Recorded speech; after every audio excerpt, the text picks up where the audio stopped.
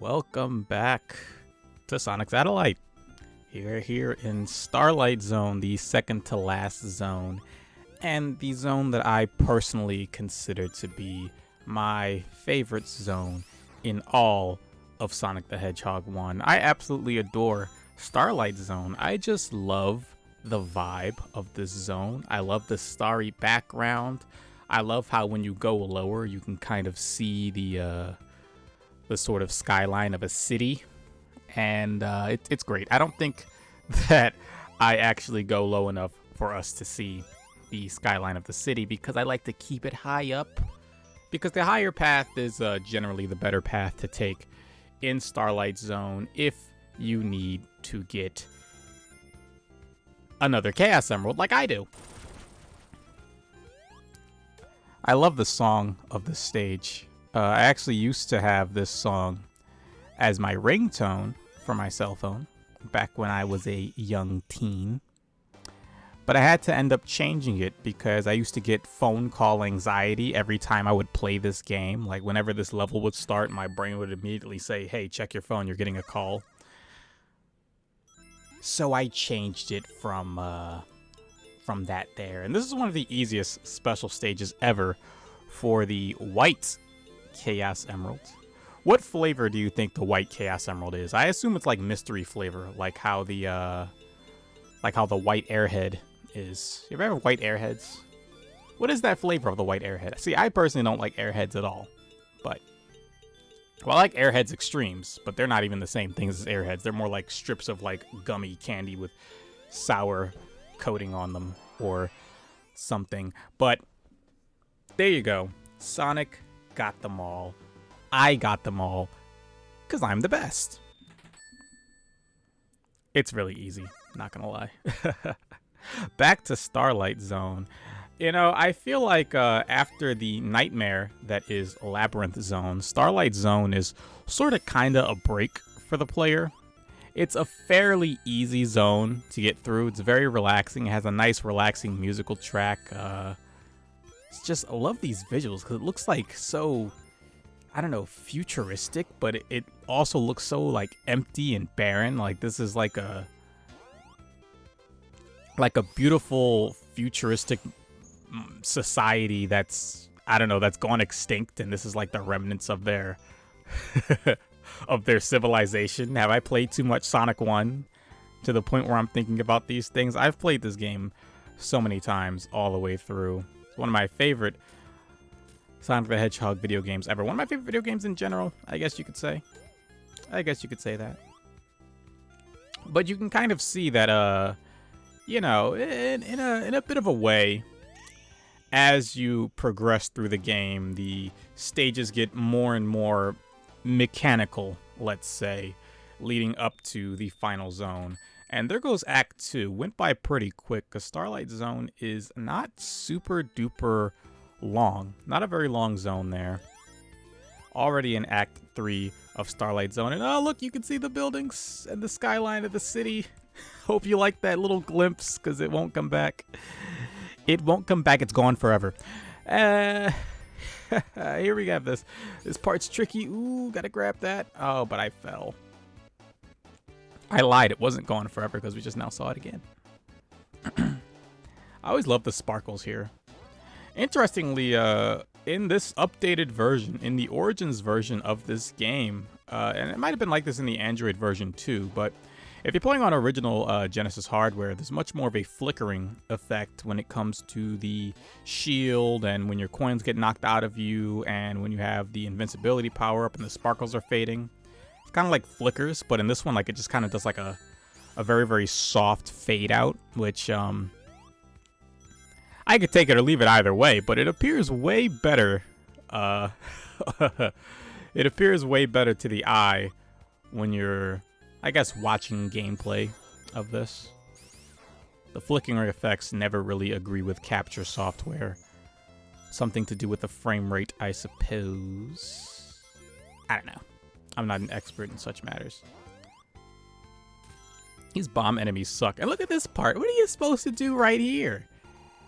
You're just supposed to die, I guess. But here we have Dr. Eggman in his latest flying machine of death, whose name I have completely forgotten.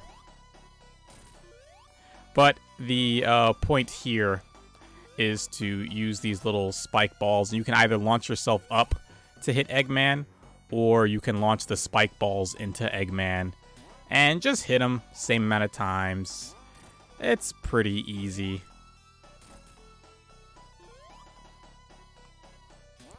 Takes a bit of doing, but you really shouldn't die to a boss like this. Unless you're me. I remember when I was trying to get the achievement for not dying in this entire game, I surely did die on this boss several times.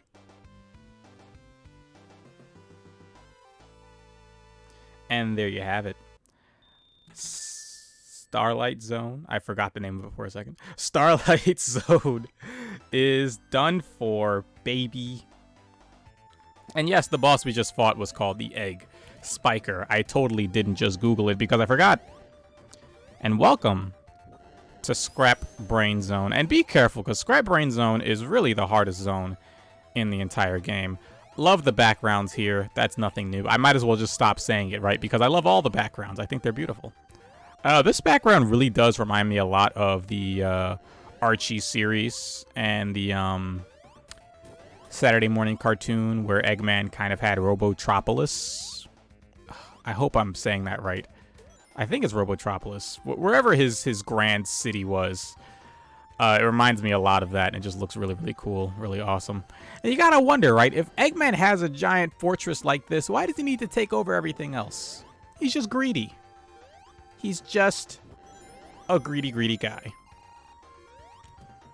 Gotta be careful. There's a lot of pitfalls. There's a lot of tricks and traps. These right here will lead you down to the bottom layer, but some of those things will just lead you to a pit. Like these right here, I believe these just lead you to a pit where you die. I don't remember, but it's better to be safe than sorry. I always like these little pig guys. I like them / hate them. I like the design, but I hate them because they're really annoying. When you're trying to keep all your rings and, oh, they're dropping balls on you. There you go. There's Act 1. So, even if you have 50 rings at the end of Scrap Brain Zone, I'm pretty sure that you cannot actually access these special stages in Scrap Brain. You will have had to have gotten them in the previous levels. And here we are with Scrap Brain 2 with a completely different background. Look at that. See that thing in the face with the two purple things? It looks like a face, doesn't it? The two glowy purple things and a nose. Like a little red dot in the middle and a red bar. It looks like a face. Look, a little robot face. I don't know why that brought me so much joy to realize that, but whatever. More of these bomb enemies. And look at this. Look at how much they up the ante in this level. This is so much harder than any other level in this game. I mean, honestly, people say Labyrinth is the hardest zone. No. No, it's not. I'm sorry. It's Scrap Brain all the way. Labyrinth Zone might be really annoying compared to Scrap Brain, but Scrap Brain is just straight. Look at all these spikes. Look at all these spike traps. Look at all these death traps, man. This is some dangerous territory. You don't want to mess with this. And right here is another part where having the spin dash just comes in such handy. It's beautiful stuff right there. Beautiful stuff. Took a hit right there from that fire. Lost our bubble shield, but hey, that's all right. We got some Mega Man blocks right here. For those of you who've played the classic Mega Man games. And actually, these kinds of disappearing, reappearing blocks come about a lot in Mega Man games. And check this part out, right? So I'm going to spin dash through here. And if you just check, ooh, see that? The little razor blade coming up behind me? Yeah, they're tricky with that stuff. They're real tricky with that stuff there. And look at that. I was spin dashing. I should have had enough speed. It's hard. It's hard. I'm going to stop complaining, but it's hard, dang it. It's a hard game. Yet another stage taken care of by yours truly. It's Sonic the Hedgehog rolling around at the speed of really fast. Uh-oh. What's this? The stage isn't over. Sonic's tapping his foot. What's going on?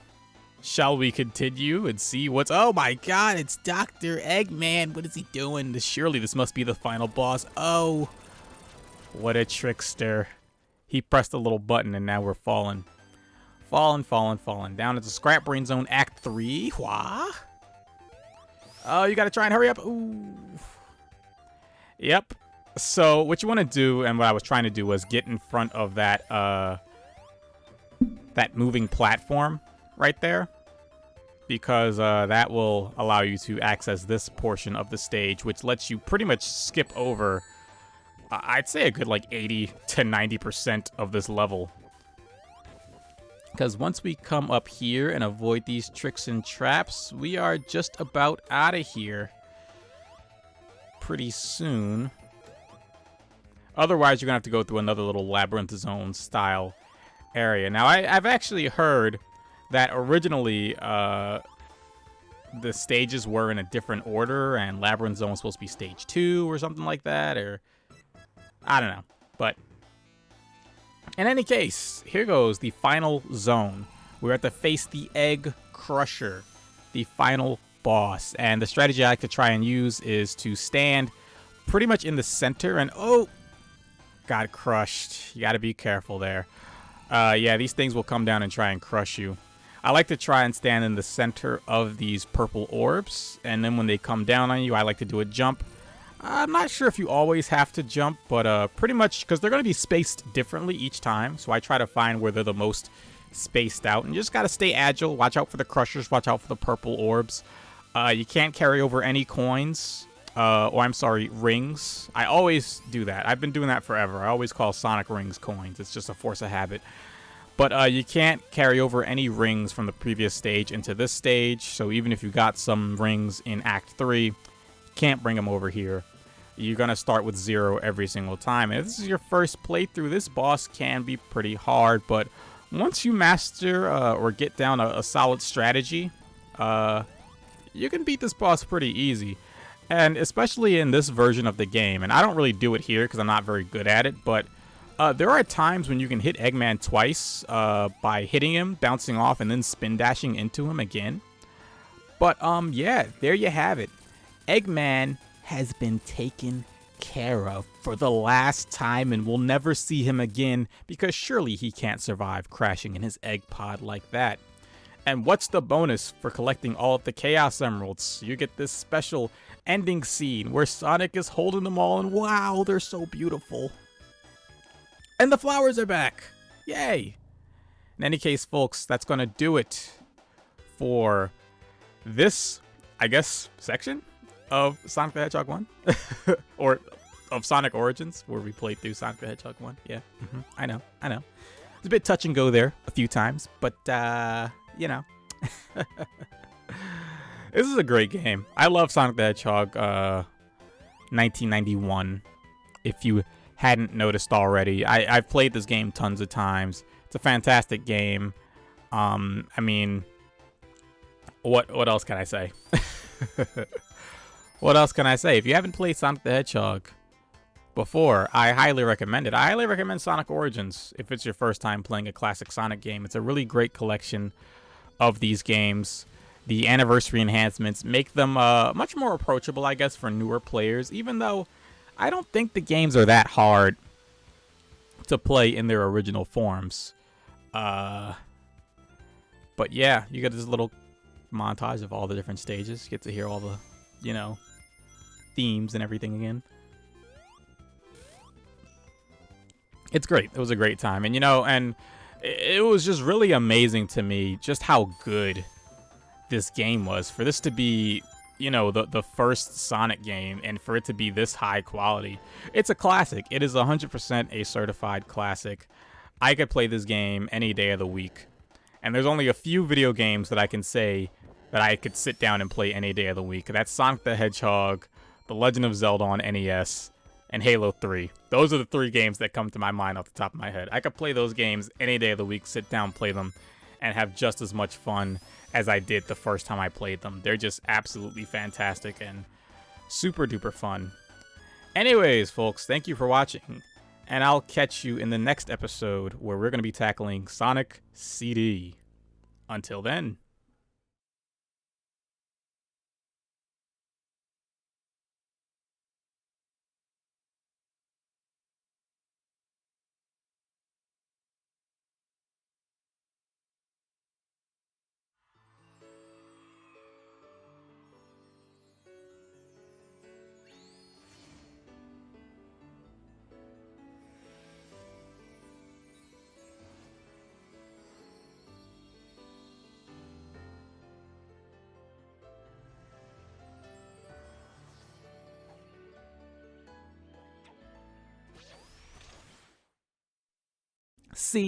See, I told you the 7th Chaos Emerald just missed his bus and had to take the train. But he made it. And we'll see him again in Sonic 2.